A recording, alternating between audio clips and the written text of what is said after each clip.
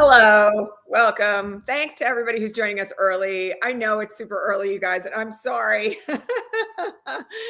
I hope you're all doing great. It's a crazy morning here because my stuff is finally arriving from California. So I know that's not of relevance to why most of you are here, but it's just absolute chaos. Okay, so welcome to Resistance Live. It is Friday, the 2nd of August, 2024.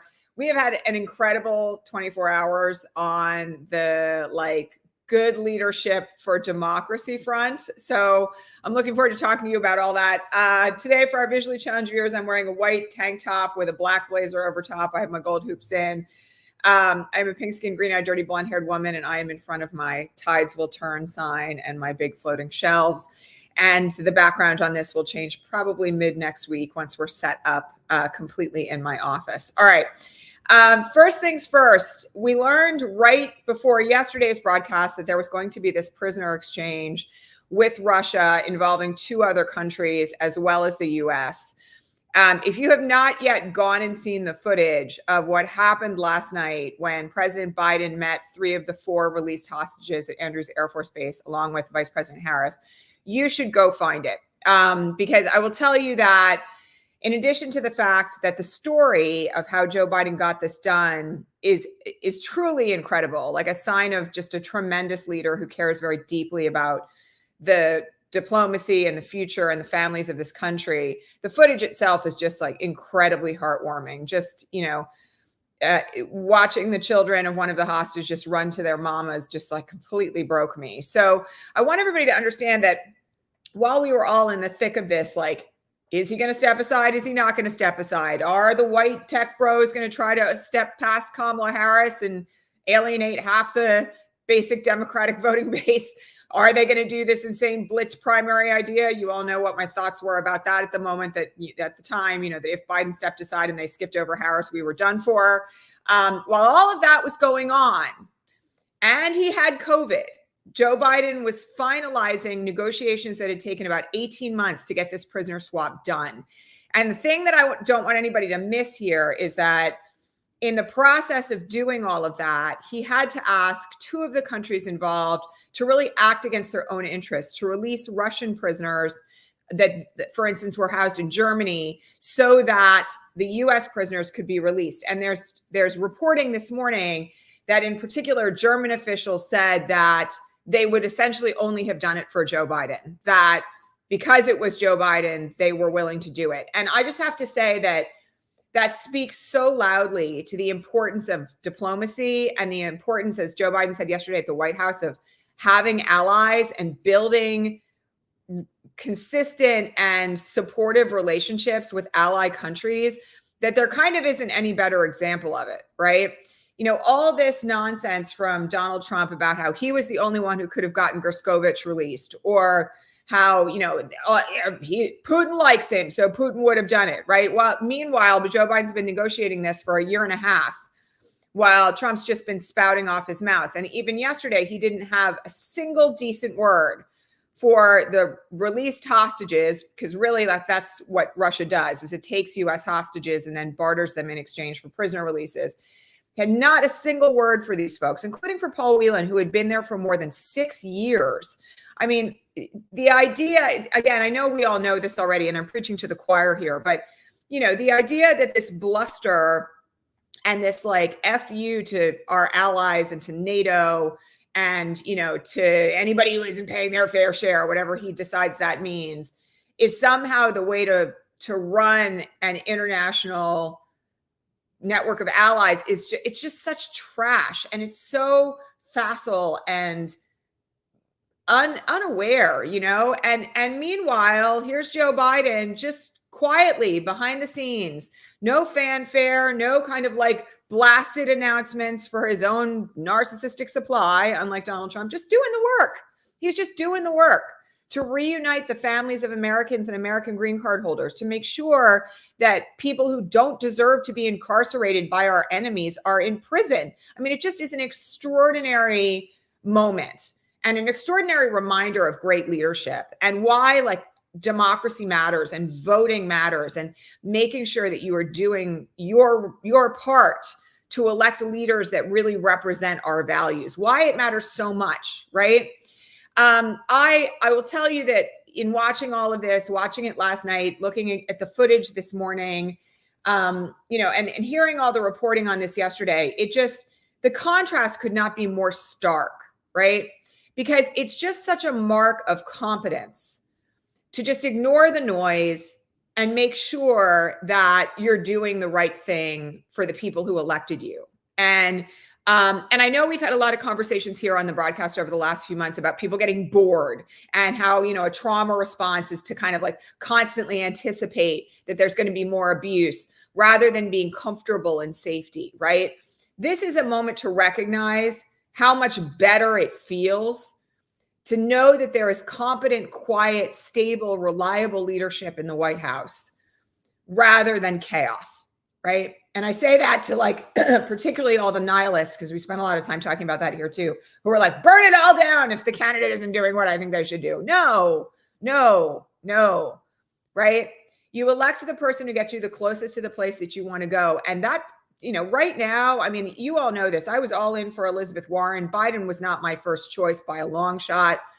This has turned out to be just an extraordinarily positive presidency for the country, for the economy, for our international relations, for diplomacy, for a reminder of like what we can be. And then on top of that, we have to look now through the legacy of Joe Biden sacrificing a second term so that a great new leader, a multiracial, history-making, barrier-busting leader can rise to the presidency. I mean, what a moment. What a moment. I mean, truly, really remarkable. Okay, so on that front, I also want to note that Vice President Harris actually had a really significant role to play in this prisoner swap. And I don't want anybody to kind of miss this. It turns out that back in February, she was one of the people who was in Germany talking to German officials about why they needed to get this done. And Joe Biden empowered her to be one of the chief negotiators on this deal. And while, of course, this is Joe Biden's moment, the other thing that I just want to remark on, not just from the footage last night, but a lot of the footage that we've seen yesterday and the day before, she's ready. I mean, this is one of the things that's really amazing about again, this is like a moment of great leadership, what great mentorship from really good people at the top can do. He has brought her along in some of the most significant international disputes, negotiations, as a true equal, as a participant in the manner in which you want somebody to get on the job training in the event that they're going to eventually be the president of the United States. She looks so competent. She looks like a president. She looks like a commander in chief. And I'm just really grateful for that also, because again, you put that up against somebody like JD Vance, and we're going to talk more about him today. But I mean, the decision could not be more stark. Like, she's ready to go. She's had all the training that she needs, all the experience on the job that she needs to take on the role of the presidency on day one. It's just such a good, reassuring, positive moment that it's okay for us to feel safe, right? That these are two great leaders and that we have a really important and bright future ahead of us, assuming that we do the work of electing President Harris, right? Just an incredible moment, so grateful, right? Really, honestly, I'll just say this. It's really honestly quite healing to see that, there are moments where, old school legacy leaders can pass the baton not even, like in the context of the presidential election, but like pass the baton in terms of responsibility. Like the stories about Kamala at this meeting in Germany that we had no idea about, right? Just show how she is completely prepared and has been empowered by Joe Biden. I mean, I love it. I just love it. To me, it makes such a huge difference in the context of the future. And I'm super, super grateful for it. Okay. So now we have to talk about the other side because we spent yesterday and the day before talking a bit, both on the broadcast and on my social media, about the fiasco of the National Association of Black Journalists event, about Trump claiming that Kamala wasn't actually Black. Like, again, I have to point out they're both weird and insane, right? And then on top of that, doubling down, because as I mentioned yesterday morning on the broadcast, we've now seen a series of comments come out of Don Jr.'s account, Donald Trump's account himself, doubling down on this idea that Kamala isn't really Black. I mean, and again, I'm just going to say this, don't waste your time on this garbage, right? Like I said this yesterday, I will just repeat it in very short order today. Kamala Harris is right. They're trying to distract us, right? And we as a nation are better when we focus on the diversity of who we are as a strength. And that's all we really need to do in response to it, right? They're looking like a bunch of insane white supremacist lunatics right now. Like, let them do that, okay? We don't have to engage with that, all right? But I will point out that J.D. Vance, the father of multiracial children, has now actually joined in the chorus of Trump supporters who are claiming that somehow Kamala has misrepresented her racial identity. Like, I really have just like no time for this. Essentially, he has converted it to this idea that she's a chameleon and she will be whoever she needs to be in order to get elected, blah, blah, blah. I'm just going to tell you that's projection, because I'm going to point out that J.D. Vance, at the time that he was running for the Senate in Ohio, said all sorts of trash about Donald Trump. And there's so much footage of it and so much audio that it's really still to this day quite shocking to me that he was ever even chosen as the vice presidential nominee, because he took positions that actually sounded very Democratic, and he took positions as a never Trumper, quote unquote. Now we can all laugh at that. That also kind of supported several Democratic ideals, including like things like abortion rights. So the idea that if there's anyone who's a chameleon in this race, let alone like the racist implications that they're making as to how Kamala Harris has identified her entire life. Like, let's not forget, she went to an HBCU. She joined a traditionally Black sorority. Like, it's not like she's ever done anything here that like really raises any questions, right?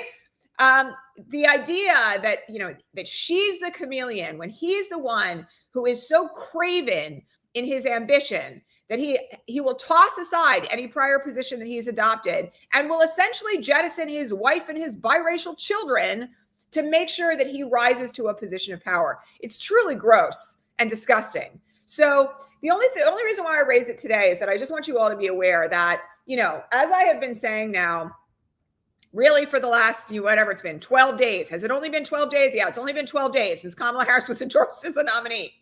Feels like a century. What I've been saying throughout that entire time is we need to expect that the hoods are off, that the racism is going to get ever more overt, right?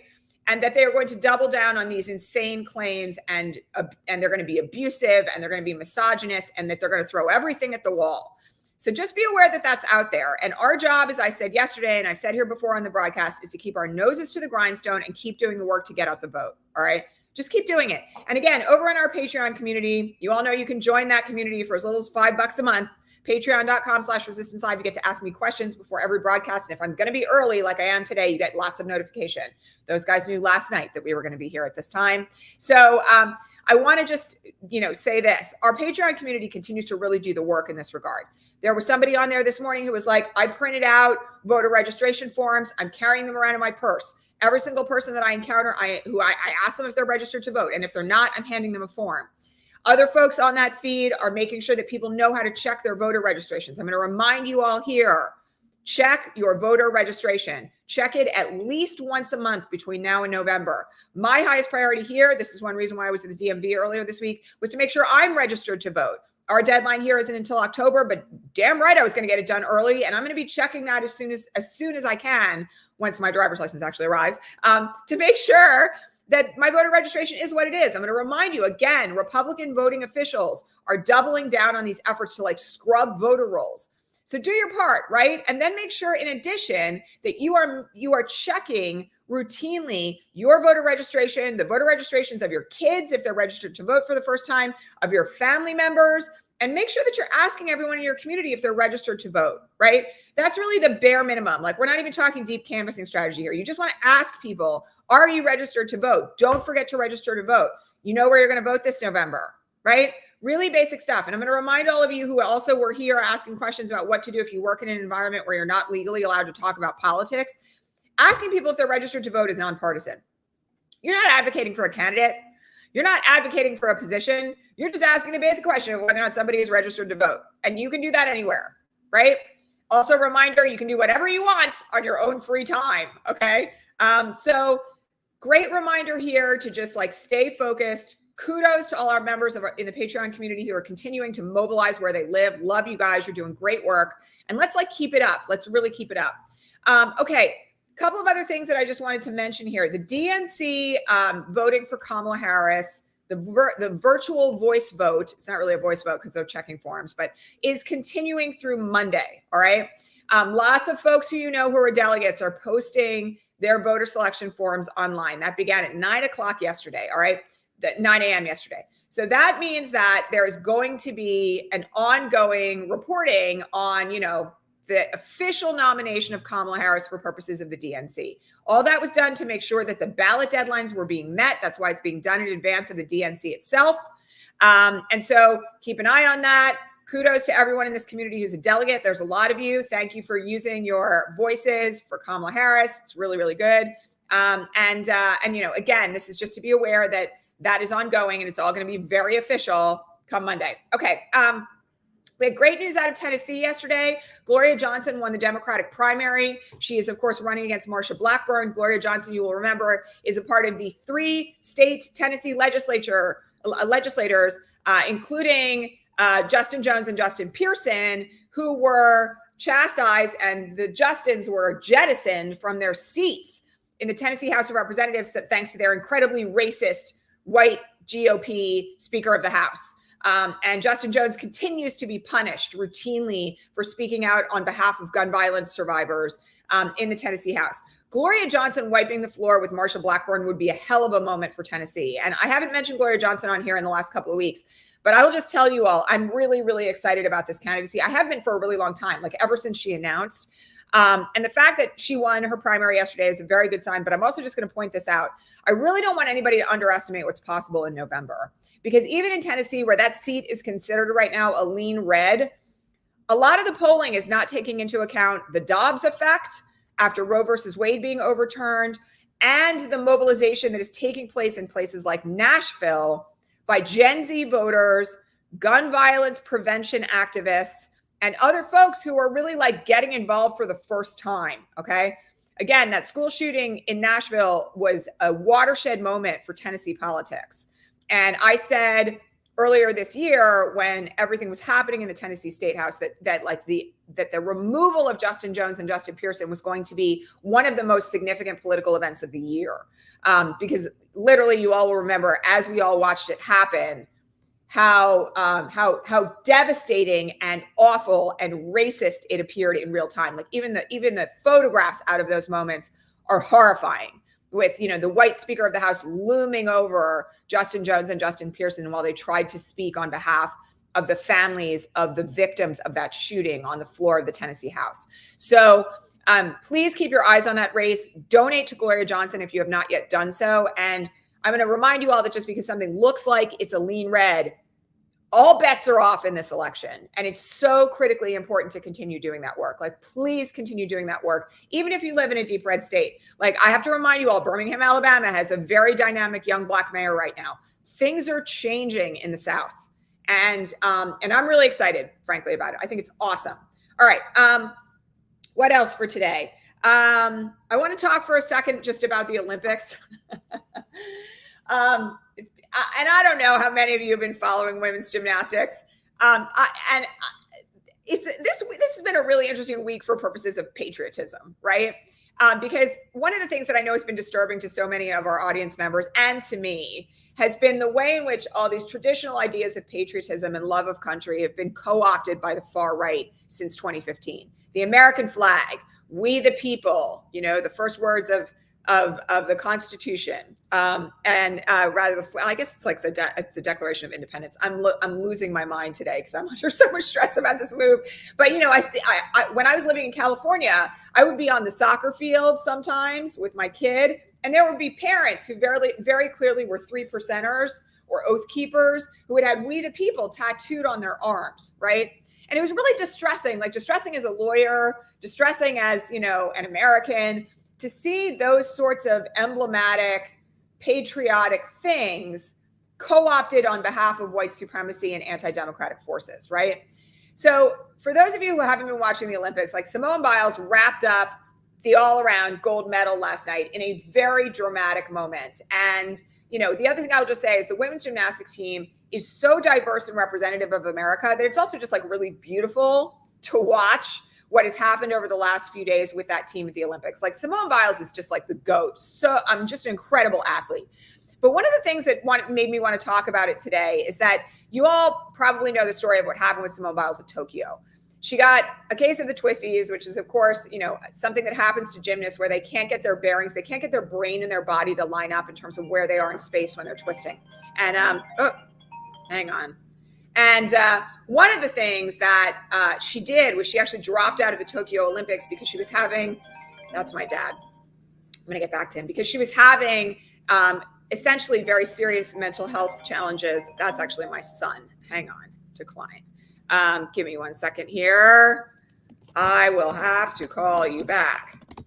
I am broadcasting. Broadcasting. Okay. Got parenting in real time while my kid is out of the house. Okay.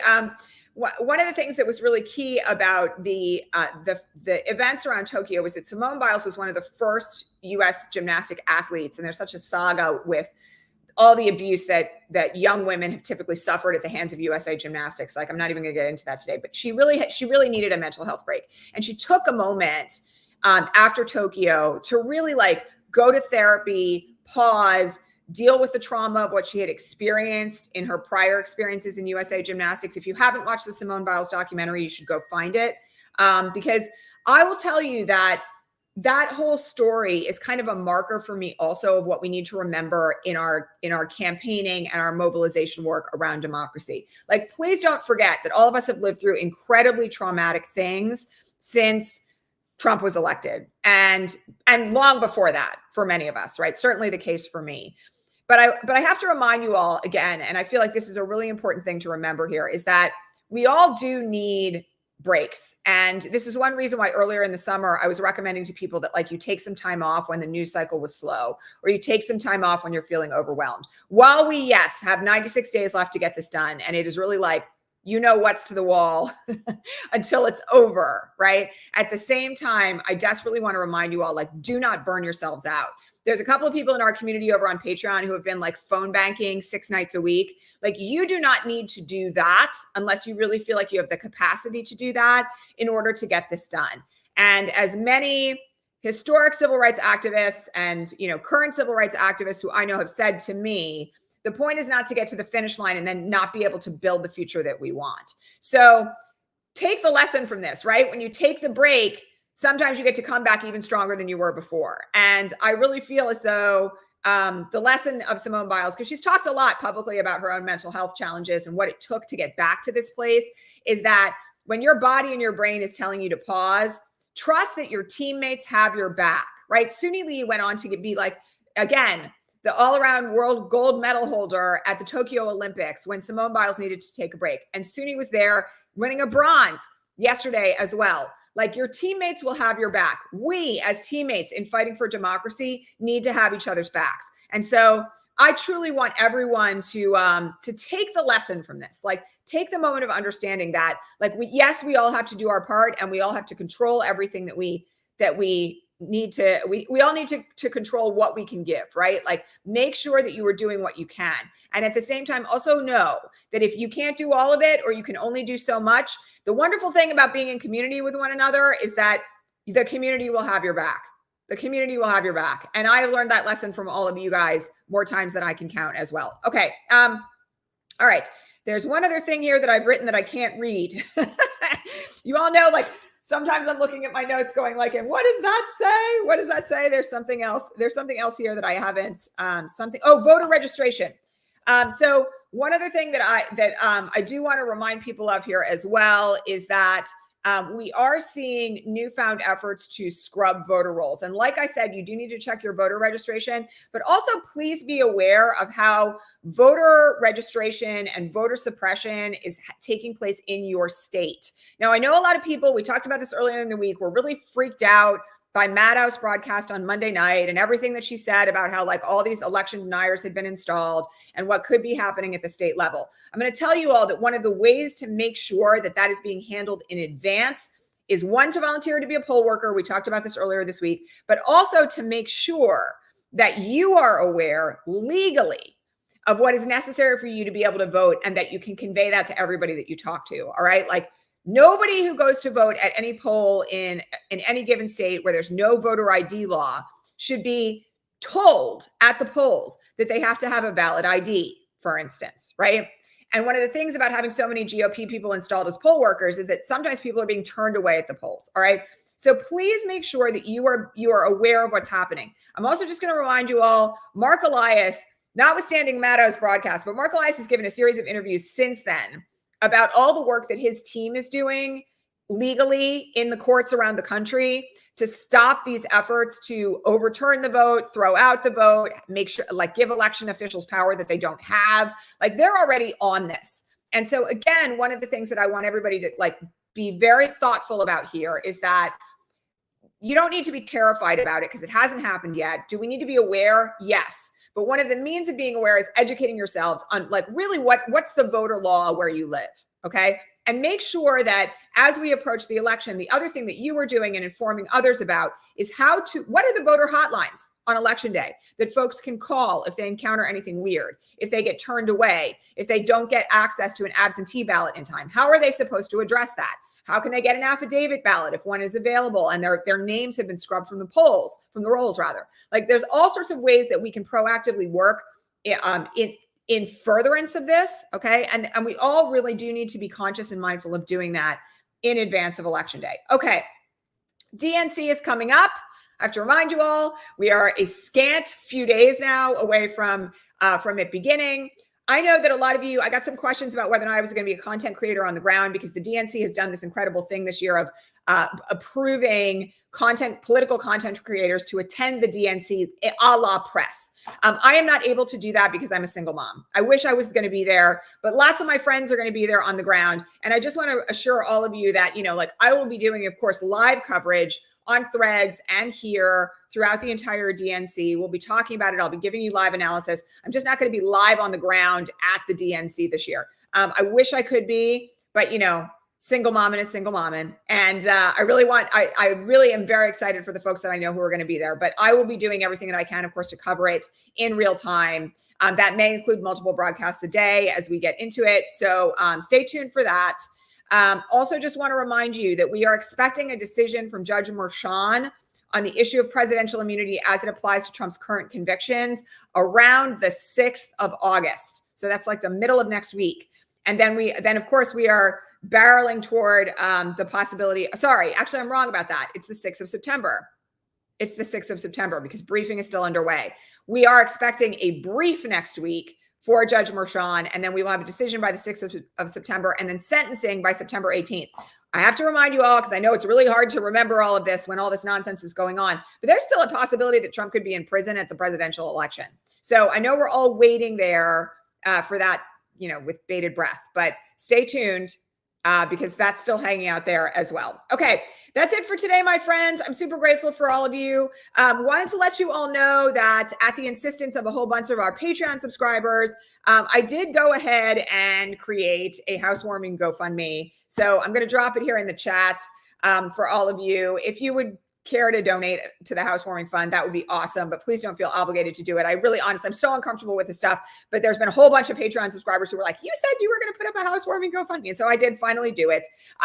If you want to contribute, awesome. Thank you so much. Me and my kids really appreciate it. But please don't feel obligated. We're so grateful to everybody who contributed to the GoFundMe to help us move. But this is just, like icing on the cake. And, we are needing to buy new furniture because we sold a lot of our stuff when we left California. But I'm, again, I'm grateful to this community. Speaking of community having your back, you guys have had my back so seriously over the last 8 weeks, and I'm so grateful for that. So are my kids. And I am really looking forward to being able to broadcast from inside my new office once we have everything set up, probably about the middle of next week. It's a really sweet space with a lot of good natural light. And yeah, I think that's it. Okay, there will be a progressive coffee hour tomorrow morning. Stay tuned on the Patreon feed. Again, you want to join us for Progressive Coffee Hour, you can become a paid subscriber over at patreon.com/resistance-live. Stay tuned for a time on that, Patreon subscribers. It will be there. And I'm looking forward to coffee hour because, you know, they're always so much fun. That's actually like my favorite broadcast of the week. And then I will see the rest of you either on Threads or on Monday at regular time. Okay. So thank you all so much for all of your support. Thanks for your good wishes as we finally get settled into our new home. And I'll see you all here very soon. Okay. Keep doing the work, keep making your donations, keep making those phone calls. The weekend is a great time to text and phone bank. So many opportunities up at mobilize.us. And I just joined my local Democratic Party, and I'm going to be doing some of my own phone banking here as soon as we are completely set up. So I will catch you all soon and keep up all the good work. Love you guys. All right. Have a great weekend, everybody. And I'll see Patreon people tomorrow for Progressive Coffee Hour. All right. Bye.